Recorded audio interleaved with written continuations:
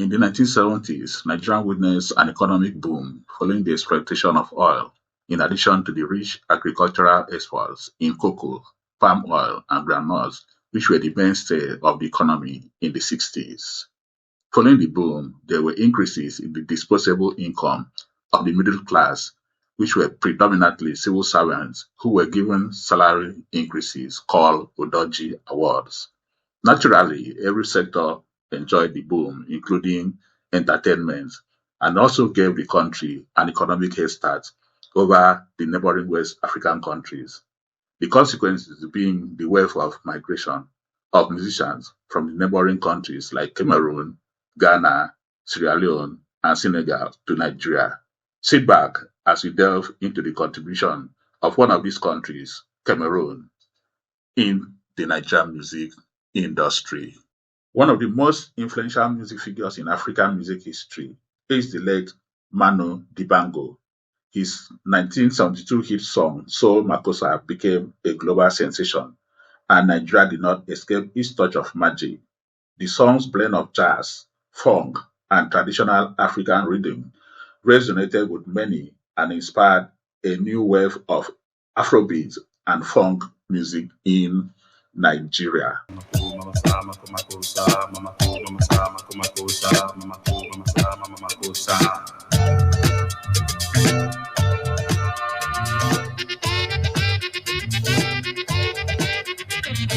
Don't forget that the vibrant years of the 1970s and 1980s also witnessed a wave of talented musicians and session men from Cameroon who brought their unique sounds and styles to the Nigerian music industry, creating a rich tapestry of musical fusion.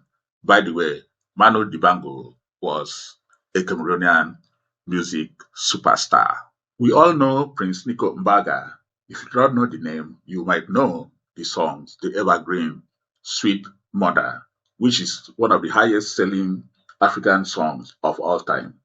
Mbargo is of a Cameroonian father and a Nigerian mother who lived all his life in Nigeria and recorded and released his albums in Nigeria.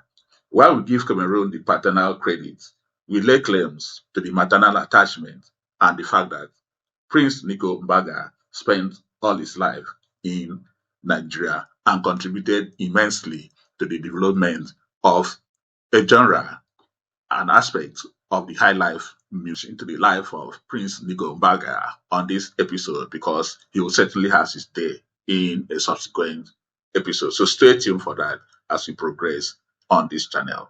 In the 70s, which was predominantly the days of the Afro-funk music in Nigeria, the dominant thing was bands, the big bands, which featured talented session men. These Cameroonian artists featured in several of these bands, crossing over from one band to another most of the time. One of the known names that we could talk about is Ginger Forcha, who was part of the Ringers Experience and part of Rocktown Express. Rocktown Express featured Ginger Forcha and Ejo Jakes, and they brought a unique blend of Afrobeat, funk, and psychedelic rock to the Nigerian music scene.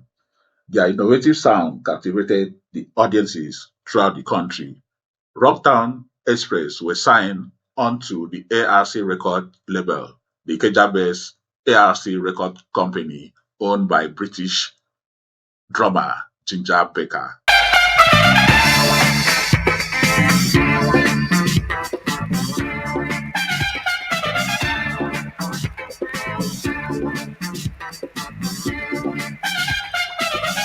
Ginger Forcha, who still lives in Nigeria, is now a pastor.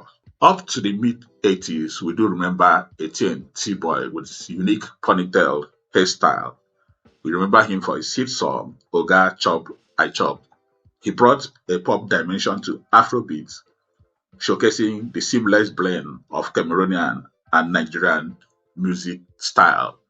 The TNT boy was predominantly based in Port Harcourt, but passed on sometime in 2010 in Lagos. Say, Oga chop, I chop. Why you do the like to chop alone? Oga chop, I chop. Why you do the like to chop alone? One band that benefited immensely from the talents and creativity of the Cameroonian contingent was the Doves Band.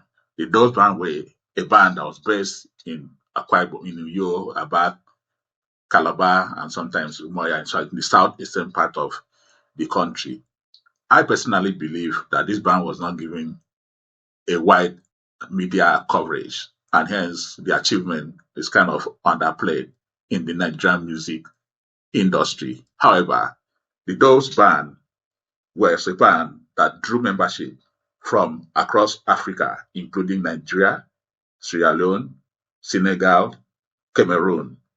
The prominent Cameroonian contingent included the first lead singer, Lawrence Ebanga, whose influence and contribution was cut short by a car accident, prompting the young Maxwell Udor to take over the lead singing duties at the band.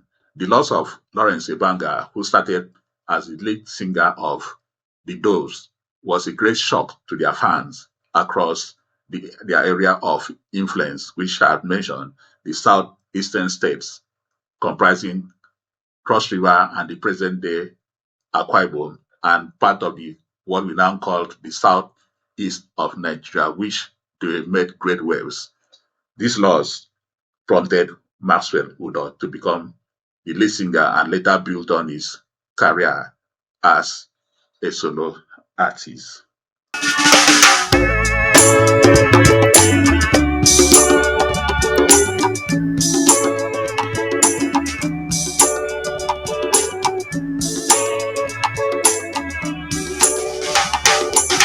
The sky is the limit of everything a man gonna do. Other Cameroonian members of the Doves band include Billy Banayak Eugene, a guitarist, Etienne Katsu, and Tony Ngom. These guys helped the Doves band create a distinctive blend of Afro-funk and psychedelic rock that captivated audiences across Nigeria and Willie Nfor. Willie Nfor was a talented bassist and vocalist and was a prominent figure in the Nigerian music industry in the 80s, with session duties on several releases of that period.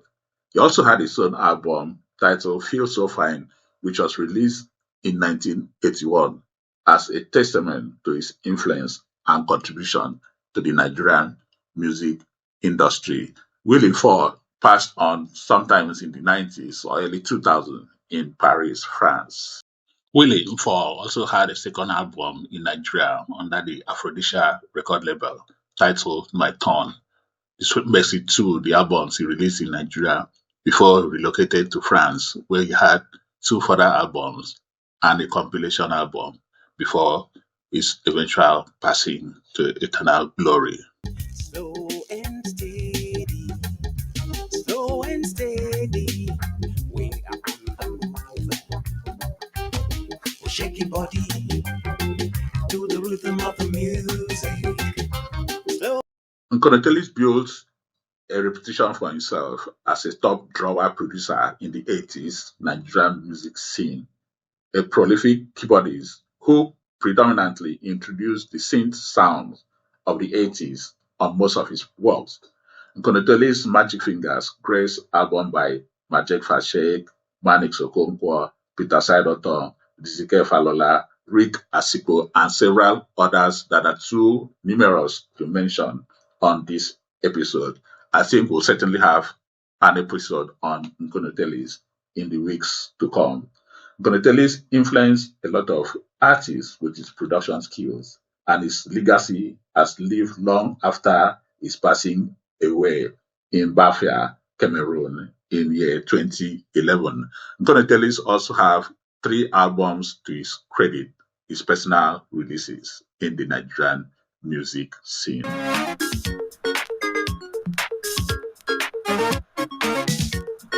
Yes, that dancing. Just dance, yes, that dancing. Yes, that dancing. Oscar Elimbi, this is one recurring name in the Nigerian music scene, having graced several recordings as a session person and an instrumentalist and vocalist. Oscar Limbre has amassed over 200 production credits in the process. Some of his imprints can be found on the works of the Stormers, Gonotelis, Rebi Olabitibiji, Disike Falola, Emma Dogu, Bright Chimeze, Tony Okoroji, Chris Hanen, Tony Allen, and Onyeka Onwenu. One instrumentalist we cannot forget in a hurry is George Achini, another Cameroonian who left his imprints in the recording industry, having featured for so many artists such as The Mighty Flame, a collective of West African musicians led by Willie Nfor, Sonny Okoson's Ozidi Band, Black Man Akim Karim, Christy Essien Igbokwe, and in the recording sessions for T-Mac, Chris Okoti, Tirogo, Obi Onyoha, Stanley Ede Jr., and so many other Nigerian artists, just to mention those few. Dutch Atini later relocated to the United States of America, where he currently lives, and campaigns for the homeless in the city, Greensboro County, North Carolina. He has also experienced homelessness and is using music to bring succor and help to the people in that circumstances. Basil Barab was also a prominent bass guitarist and of Cameroonian origin in the Nigerian music scene. He has worked with the likes of Onyeka Onwenu, Chris Okotie, Fela Kuti, Majek Fashet, and has graced so many production in the Nigerian music scene in the 80s. Basil Barab also has his albums and releases in the Nigerian music scene and is one of the persons to remember as part of the Cameroonian musicians contingent in Nigeria that influenced and contributed positively to the Nigerian music scene. Yeah, thank you for joining us on this episode of Music in My Ears, the Nigerian Music History Stories channel on YouTube. I hope you enjoyed knowing about the contribution of Cameroonian artists to the Nigerian music industry. Kindly subscribe to this channel if you are just watching and passing by, and we enjoy your comments. Continue bringing comments to us as we love engaging with you. Thank you once again. Peace.